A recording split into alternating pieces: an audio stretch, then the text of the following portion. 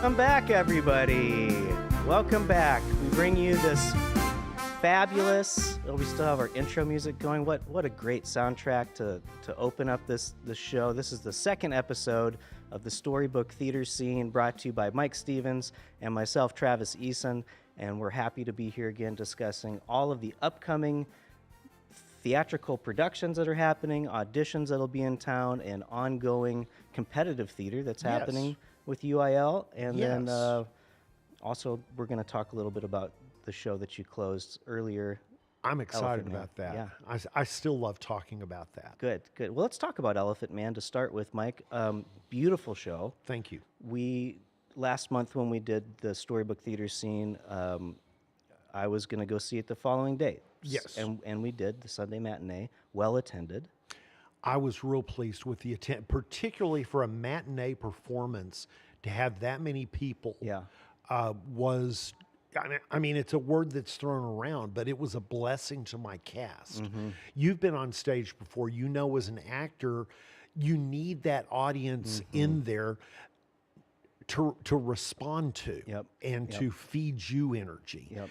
And for my cast to have that for the final performance, wow. Yeah. Well, you had a wonderful cast. Merrick, the young man that you cast as Merrick, was believable and gentle and just wonderful. The gentleman that you has as the doctor was fabulous. Just congratulations on having an incredible volunteer cast. Yes. Which ACT always has incredible. Just there's so much talent that's coming out. We have been real fortunate with the people that come out, and it always surprises me. As a director, the hardest thing about directing is not blocking the people. It's not finding where they go on the stage and do this and motivation for doing that. The script really well informs you of that. For me, the most difficult part of directing is getting that cast because I'm lazy. I'll be honest. I have to put the work in on the cast, and then usually everything else just kind of falls into place. So for me, if I get the right cast at the very beginning, mostly it takes care of itself. And so that first night of auditions, and the only person who was in that cast, again, as a director, I'm going to step back for a second. I don't pre-cast. I have never pre-cast. I've always been surprised with who I've been able to cast in a show.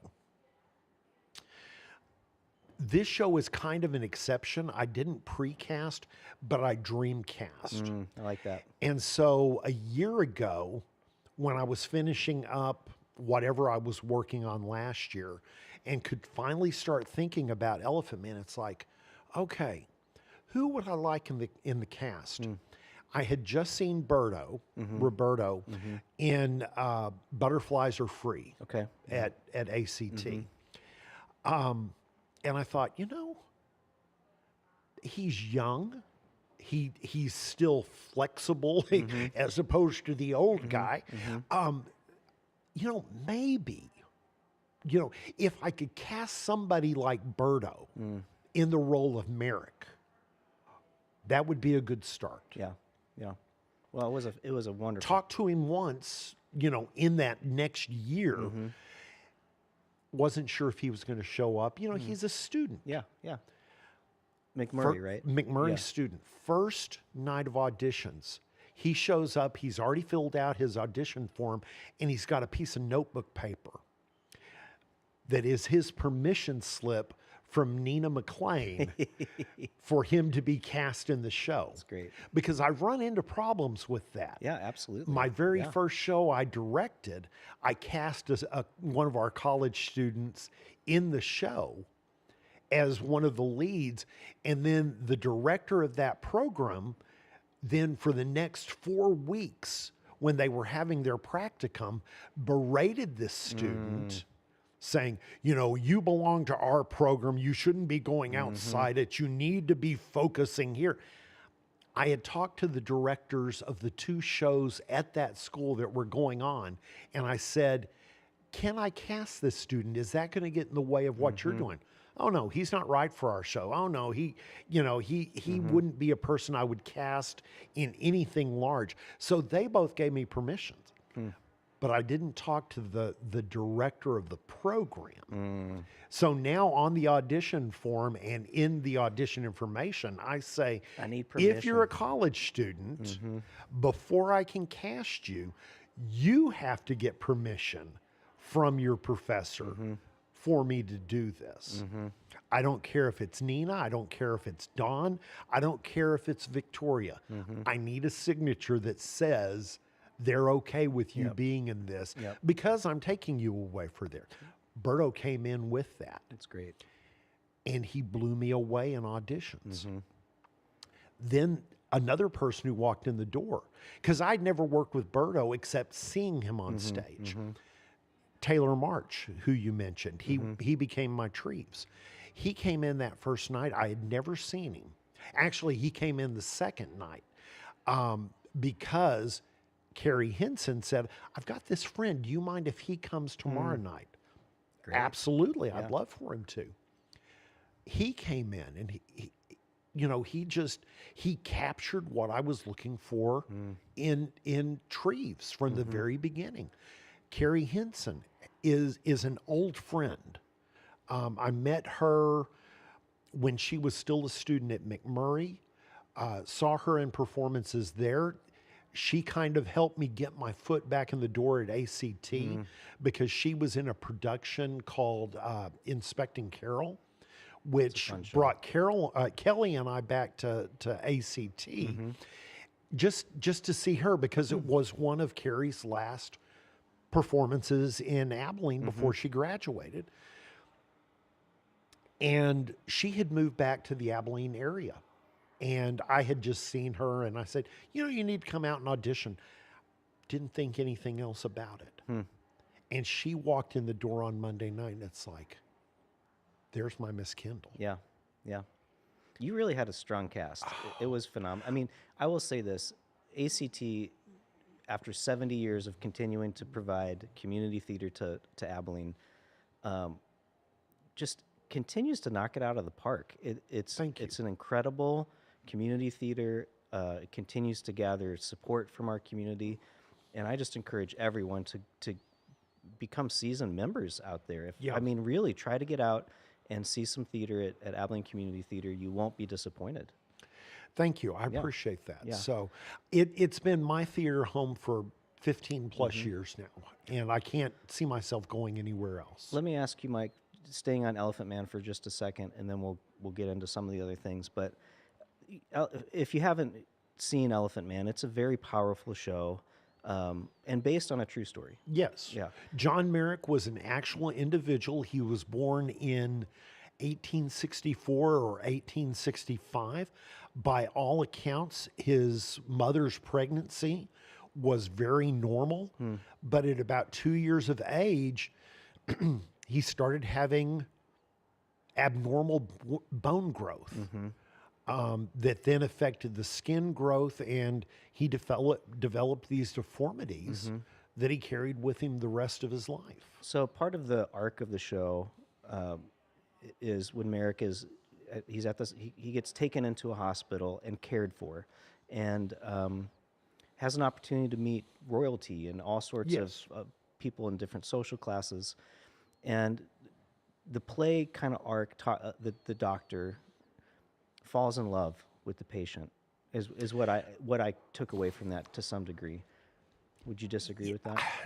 Not in a. No, I understand what you're saying. There was certainly an affection there that we tried to make apparent between Treves, the doctor, and Merrick. I think a lot of the play, the way Pomerantz wrote it, and from reading other things about the actual events, I hate to say it, I think Merrick traded one cage for another. Oh, I agree with that. He that. traded one stage for another, one captivity. But I wonder if the doctor, at least what I my takeaway, because there's reference to Romeo and Juliet Yes. in the show. I'd just seen Romeo and Juliet at McMurray a couple days before, and there's this theme of like, well, Romeo and Juliet, it's this young, passionate, lustful love, right? And they just fall all over each other, and that leads to the tragedy. In Elephant Man, to me, the tragedy is that the Doctor doesn't ever see Merrick as a human being until the show kind of Gets close to its yes. culmination. Yes. There's the one scene after Treves has sent away Mrs. Kendall, who, at least in the play, Mrs. Kendall is the first person who sees Merrick As a person. as a person. And not a freak. Now, you could say that even Treves's boss, Mr. Gomkar, sees Merrick a little bit beyond his deformities from what he says at the very end.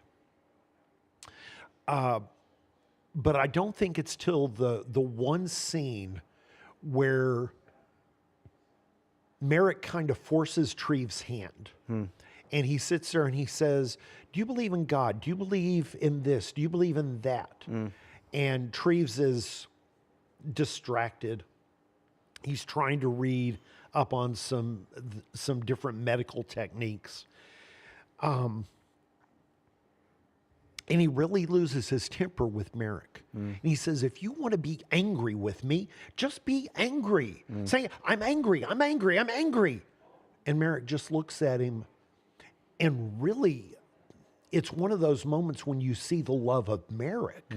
He says, I believe in God. And Treves is just kind of caught off guard. I think that is the first moment that Treves really feels an acceptance in who he is. Because then they have the real conversation where Merrick is like, are you going to bring back Mrs. Kendall? Because almost Merrick is kind of saying, I don't feel complete. You're part of my life, but she was part of my life. She was taken away just like you as a surgeon cut away parts that are dangerous to a patient.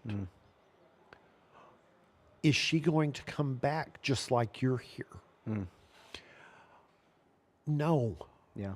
Because I don't want her to see you as you die. I think that's the first time Treves really expresses his love for Merrick. Because in a way, he's also saying, I don't want her to experience that, but I don't want you to experience her pain of seeing you go through that. And I think, I don't even know that Treves really becomes aware of it until that moment.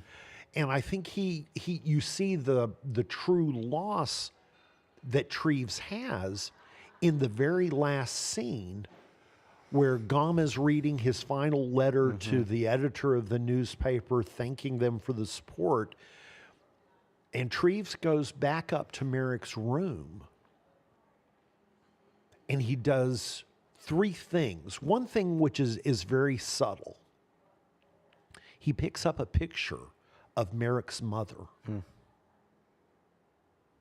and looks at it. Then he goes over to the model that Merrick has built. And he's been holding on to a piece of that model, and he puts that piece back in place. Then he sits down in Merrick's chair and almost cradles Merrick's walking stick. That is the moment for me that Treves finally reaches humanity. I like that. There's and I'm asking you these questions, and you just kind of came off of directing it, but there's just something There's something about theater. I guess that's why we're trying to do the storybook theater scene. There's something about theater that can tell a story and touch a human being in ways that a movie cannot, a book cannot. There's just a little bit of special power that only theater can tell a story in that That particular live way. presentation Yep. on a stage. Yep. That we say lightning in a bottle a lot. The thing about theater is that bottle gets expanded to include the audience.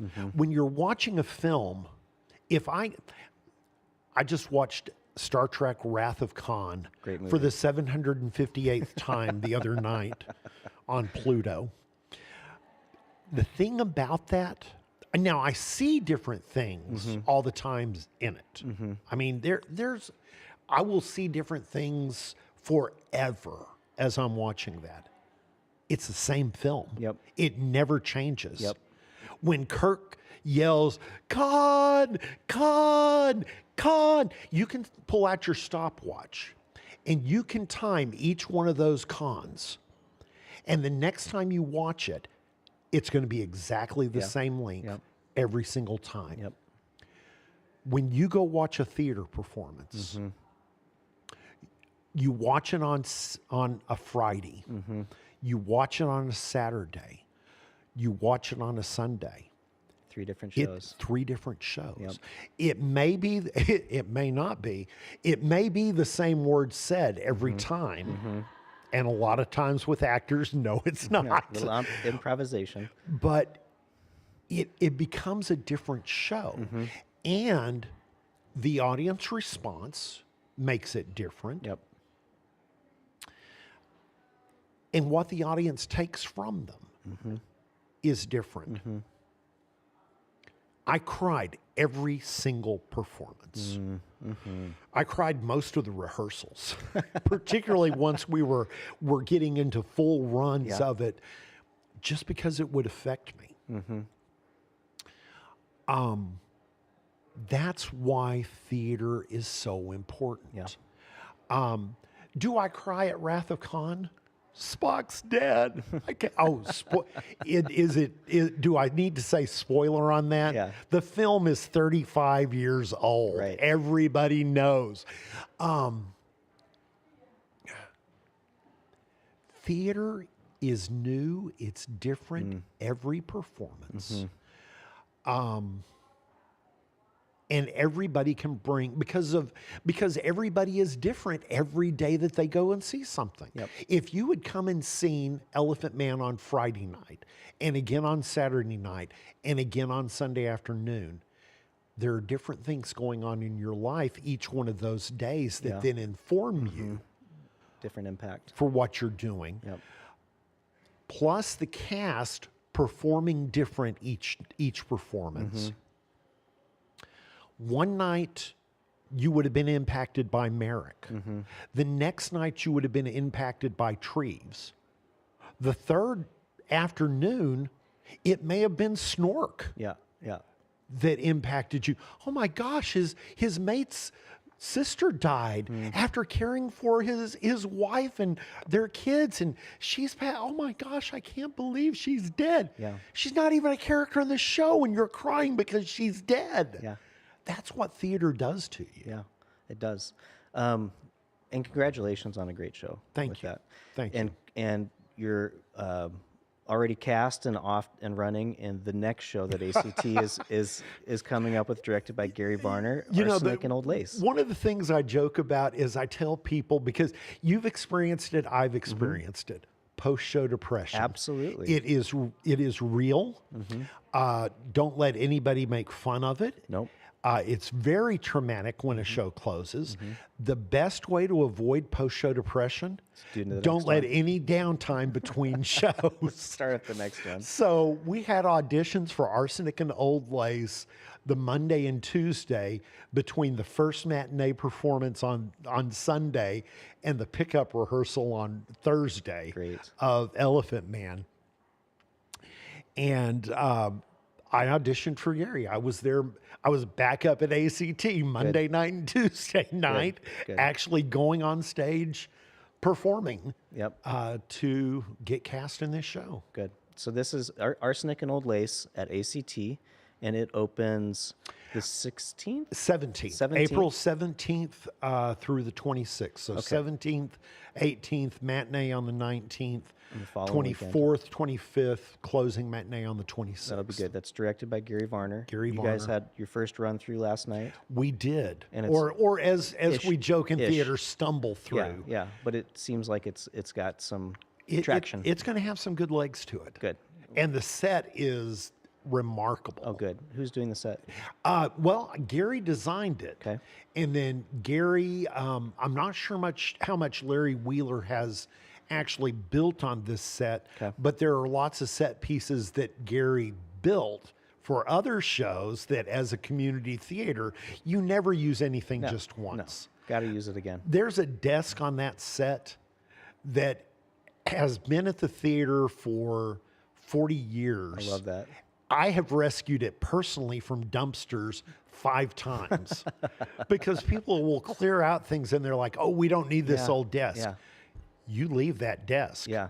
That desk has been in more shows than you have ever even thought Well, about. this is funny because I was just talking about this the other day with Bonnie. Is that you don't really think about the fact that like for a theater to have a good amount of prop storage and furniture storage, what does that look like? Because a lot of people, it just looks like you're hoarding stuff. Oh, yeah. But at the end of the day, you really need a set of dishes for the 20s, the 30s, the 40s, the 50s, every decade, and not just the one set of dishes, but 3 sets of dishes to show Some social progression. class, Yes. right? And because you're not going to bring out Tupperware in the 40s. No. Right? Or so and same with furniture. There's furniture that is, low income, middle income, and high income furniture from all of the decades. Yes.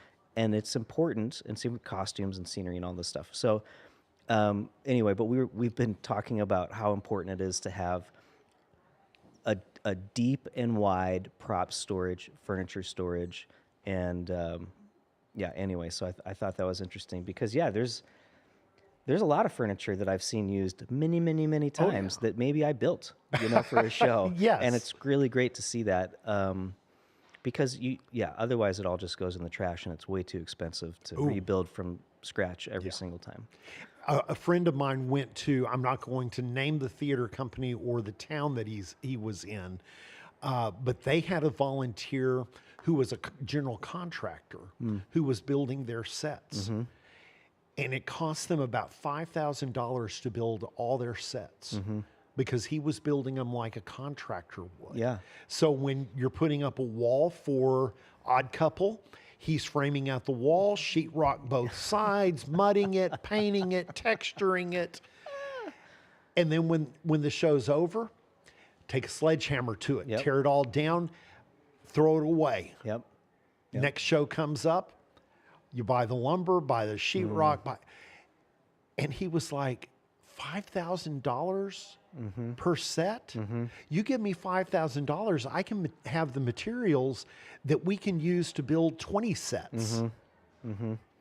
And he was a savior to that company. Yep. So, It's for sure. There's, just as an audience member, you may not take all those things into account, but it can be very costly to put on a production. absolutely. And that's outside of buying the rights to do the production. Oh, yeah. Okay, so with the time we have left, Mike, let's talk about, real quick, the UIL that's happening right now. I had a chance to see Cooper and Abilene High back-to-back for a public performance. Grapes of Wrath and The Seagull. The is Seagull, what yeah, Cooper's Anton doing. Chekhov's The Seagull. Had a chance to watch them both at Abilene High a few weeks ago. Of course, I'm biased to Abilene High because, it's where my kids went, and we love Kyle. But I thought The Seagull, the cast did a great job. I know they advanced, Yes. so that's good for them. And they Congratulations, have advanced Cooper. again. They went Okay, to good. whatever the next level was, and both Wiley and Abilene Cooper advanced there. I saw that yesterday. I Well, guess. congratulations to Cooper and Wiley, and keep up the good work. We're cheering for you. I thought Grapes of Wrath was one of the better one acts that Kyle Martin has done there over the last 9 years that all of my kids have gone through. And if, you know, I'm super biased because my daughter Grace was in it, and it was a very powerful closing scene as she, you know, prepares to nurse this dying person in the barn. So brought me to tears. I wish I could have seen it. It was I great. haven't seen it It was yet. great.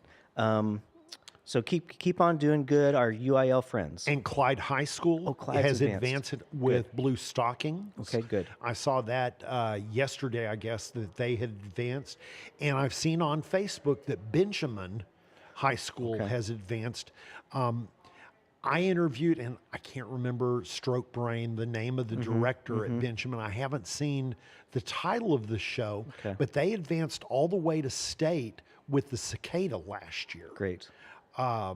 Great. And I wish them the best of luck. I don't really feel like theater should be a competitive sport, but because we live in Texas and this is something we do, I'm encouraged by it. I think it's a great opportunity for kids to, well, even just to take the show on the road.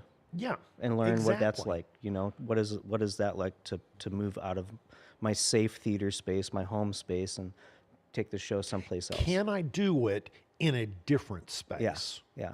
And that affects you. It does. So, It does. but yeah, there's some really good theater being done in our high schools. Absolutely. And I applaud Kyle. I applaud Kim Lewis. I applaud Kara Barbie. And I applaud the others who, you know, Chris Shoemake down in Wiley. Boy, I'm going to leave out people. Jana Beck, who you've had on at Abilene Christian School. There is some great theater being done here and even at the middle school level. Absolutely. Absolutely. So- Yeah, it starts in middle school as they can kind of promote, grow, strengthen, and then filter those kids on up into high school. So mentioning Abilene Christian Schools with Jana Beck, they have a production. Oklahoma coming They've got up. a production coming up They at the do. Paramount Theater. Paramount Theater, April 17th and 18th. I will be there the 18th.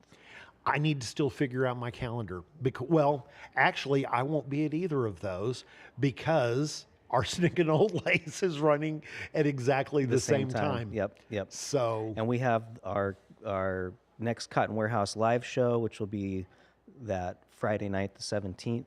That's free to the public, 6 p.m., just over here at the Cotton Warehouse building across from Frontier, Texas, and behind Airgas. But I'm excited to go see Oklahoma. I know that's every year she partners with the Paramount Yes. and does a musical, and Oklahoma's a great show. You can't really go wrong with that. Yeah. no, I mean, it's aged better than like Carousel. Yeah. Except for the bullying. Let's bully poor Judd until, you know, he lashes out at us, Yeah. and then let's blame him. Okay. Yeah. Well, America, yay. America, yeah. I have a fond spot for Oklahoma because it was the first production that I worked with Clyde Center for Performing Arts on in Clyde at Clyde High School at the Huff Performing Arts Theater. And so it was my first place to design a set cool. that wasn't for ACT. So That's fun. and have developed some fond memories and some great friendships. That's good. With Good. people through that. So the weekend of April 17th and 18th at the Paramount Theater, you'll have Abilene Christian Schools doing Oklahoma. And we already mentioned Arsenic and Old Lace at ACT coming up, Abilene Community Theater. What are some other upcoming shows that we need to know about? Well, auditions. Okay. Because people are always asking me about auditions. Yeah. Again, post-show depression. Yeah. How do you do it? Start another one. Last Days of Judas Iscariot. Okay. My friend Tyler Sparks is directing that at ACT this summer. Okay. He'll be having auditions for that April 20th and 21st. Okay, auditions at ACT April 20th and 21st. Yes. Then we've got the McMurray Theater Department. We talked about Berto Ruta as Merrick. He's also directing his senior project at McMurray. Okay. We Declare You a Terrorist Interesting. at McMurray, and that's going to be April 23rd through the 25th. So we've kind of had a few weeks off of theater, and now we're getting back into another few weeks of Yeah, a we're lot of hitting that theater. one cycle where everything seems to happen. I'm going to have to say no to Oklahoma. There's just no way Yeah. to be in two spaces At the same time. unless once I go off the stage in Arsenic, because I'm literally only on the stage the first 5 minutes. Well, maybe you could. And then if sneak over. Gary, I've got a gotta cough. go do something, Rick. You really can't have me I need to go support Jana. backstage. So can I go home? Yeah. McMurray's doing that. Okay. ACU is doing the 25th annual Putnam County Spelling Bee. Which is an incredibly fun show. Fun? No, that's a horror story. For a person who can't spell, that is a horror story. They bring up community celebrities to be Yeah. members of the spelling bee also, usually. And I can just imagine them calling me up. Mike, spell cat. Cat, C-A-T. And I'm sorry, that's wrong. We were looking for the Polish spelling. K-H-A-T-E. Cat. Frightens me to death. ACU is doing Spelling Bee on April 23rd through 26th. And then the following weekend?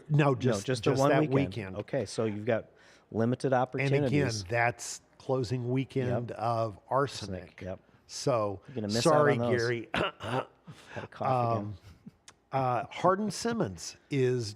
Oh, we forgot Hardin Simmons. April 9th and 10th is doing Songs of a New World. April 9th, 10th, 11th, and 12th. Doing Songs of a New World Okay. by, I can't remember his name. He's the same guy who did Last 5 Years. Yeah, I can't remember the name of that. So Jason. Yep, something. So, but wonderful music. He is a good musical. fantastic lyricist and composer, and writes some deceptively easy, hard songs.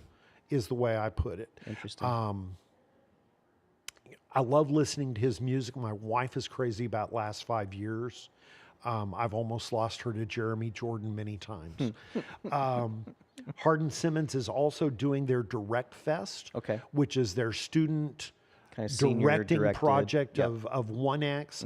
They'll be doing 10 to 15 minute plays on April 24th and 25th Okay. in the Down Center stage, Okay. which is their black box.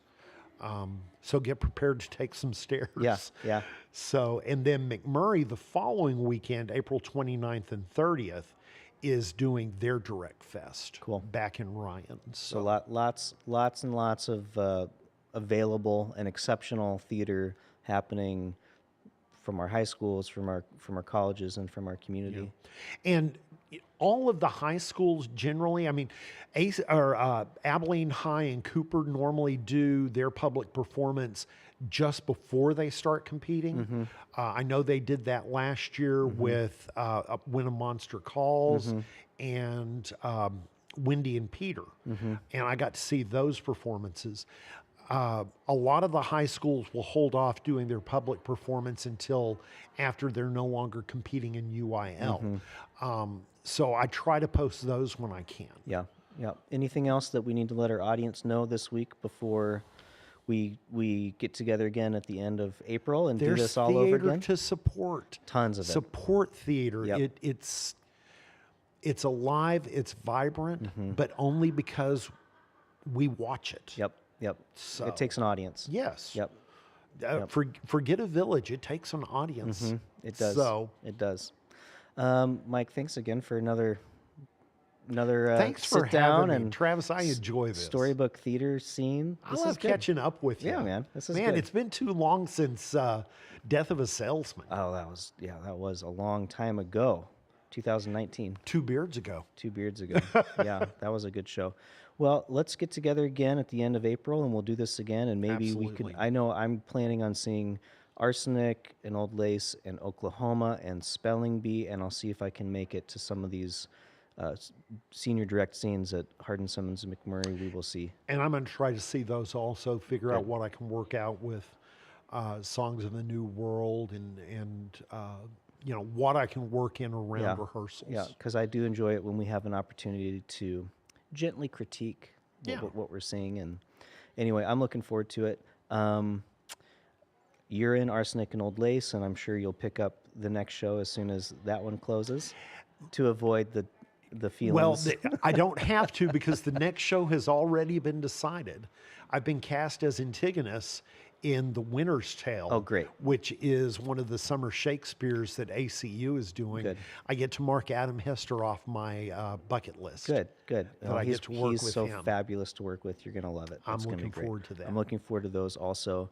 And I'm meeting with Katie Hahn and Grayson next week. It looks like I'm Great. going to end up designing Sound and Music. Haven't signed the contract yet, but looking forward to doing that. Fantastic. I know several people that are in that. It's going to be a great show. So, Well, friend, thank you for another Storybook Theater Scene. Thank you, Sam Wolf, producer extraordinaire, for helping bring this content to you. If you ever want to come down and watch, we're going to do this on the last Saturday of the month around 10 a.m. at the Neon Parrot Live Studios. We're located next door to Majestic Coffee Shop, allegedly serving Onyx Coffee, located on Pine Street in beautiful, historic downtown Abilene, Texas, the Storybook Capital of America. Of America. or both Texas Or the and world. or the world. For I'm sure, going to claim America. the world. Of the world. Why not? Why not? All the world's a stage. That's right. All right, friends, until the end of April, we'll see you then.